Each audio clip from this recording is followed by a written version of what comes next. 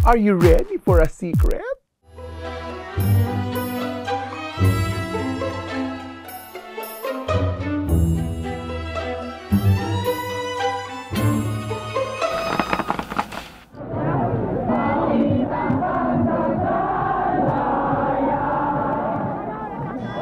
It's that time of year again. EDSA, people power. And that day, we were shooed away from the palace. Sus Marios, ang sakit-sakit. Yeah, to. Pero mo, we landed in Honolulu with nothing. Not one, not two, not three, but 400 pieces of jewelry ang kinonfiscate sa amin ng US Customs. Ang hindi nyo alam, I also keep special memories of them here. Miss na miss ko na talaga itong mga ito.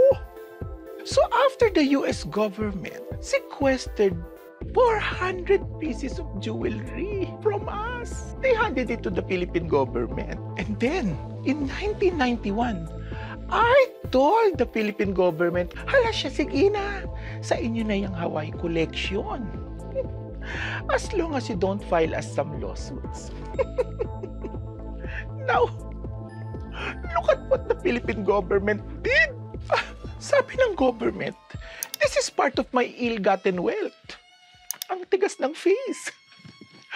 May pa-hashtag pa na virtual jewelry exhibit. The audacity. Extravagance daw. This coronet.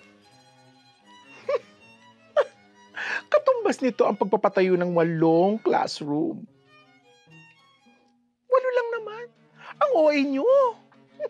Now here's the cabochon 150 karat ruby oval diamond brooch. So Apo Lakay bought this for me. Ito.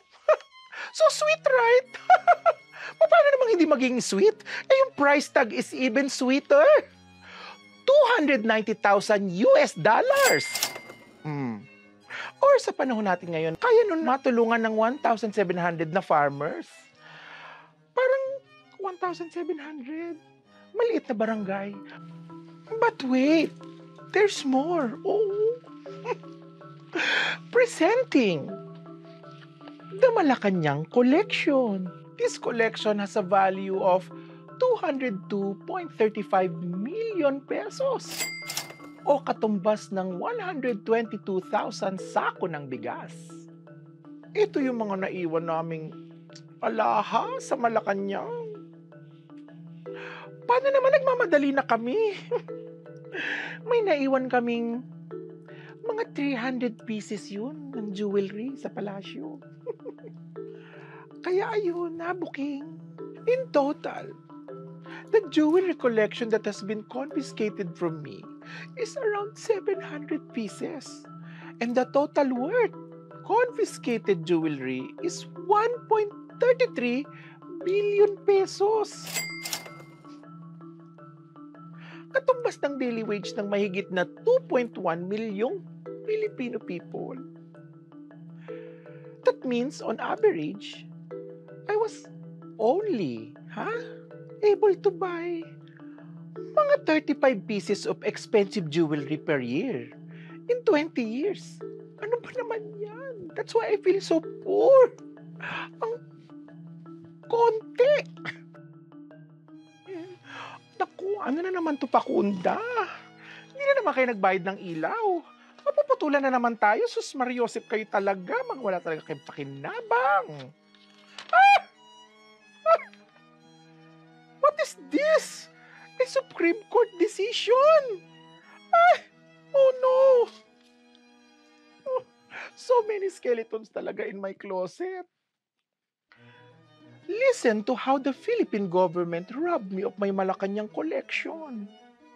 The legitimate income of the Marcoses had been pegged at 304,372.43 US dollars.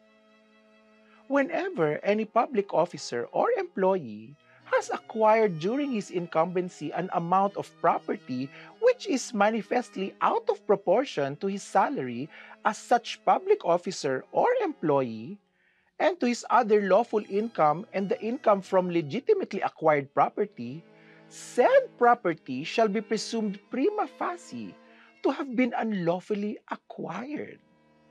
Bakit pa nila kinakailangang i-compute yung kakarampot na sweldo ng asawa ko? Ang sakit-sakit naman. 20 years kaming nananahimik tapos biglang i-expose. Sa korte naman, hindi ko masasabi na galing sa Yamashita Treasure or sa Taliano Gold ang pinambili ko ng mga alahas. Kasi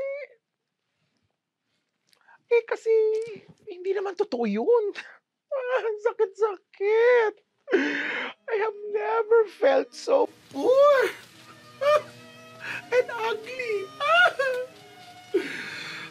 Amy, Bobong, save naman your mother.